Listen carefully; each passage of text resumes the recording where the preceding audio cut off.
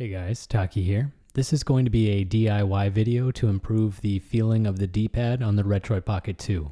A few days ago I did a guide on the Retroid Pocket 2 PCB replacement, and I noticed something strange on the Retroid Pocket 2 that I used for the replacement. The D-pad on that device was a little stiffer than any of the Retroid Pocket 2s that I've ever used before, and that was very strange to me.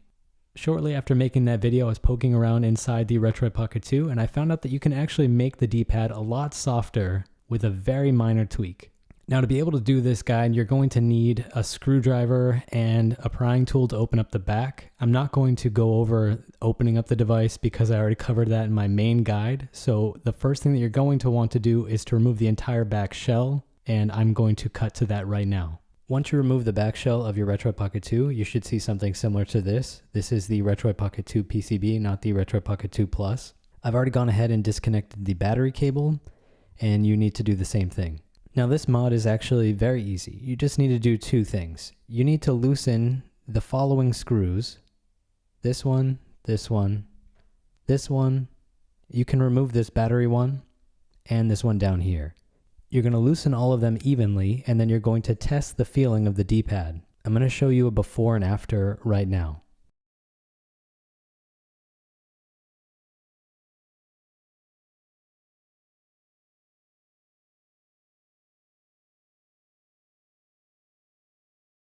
That's basically all there is to it. You just loosen those screws until you get the feeling that you want. Based on my test doing this on 3 devices, you should be able to cut down on the pressure required to make input by half, and it does feel a lot better. It's a very simple DIY mod, and if you're someone that doesn't like the feeling of the Retroid Pocket 2 D-pad, this is definitely for you. Try it out and let me know your thoughts down below. Happy gaming, everyone. Taki out. If you want to get the best feeling out of this DIY change, you are going to need to cut about 1 millimeter or 2 from this cylinder on the back shell, or you won't have enough room for the D-pad to move. You don't have to worry about being too precise with this. You can use scissors, a knife, or a Dremel if you have one.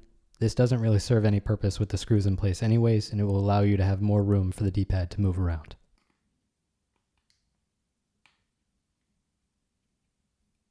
This is what mine looks like after being modified with a pair of scissors, and now I'm going to assemble the device and test the feeling.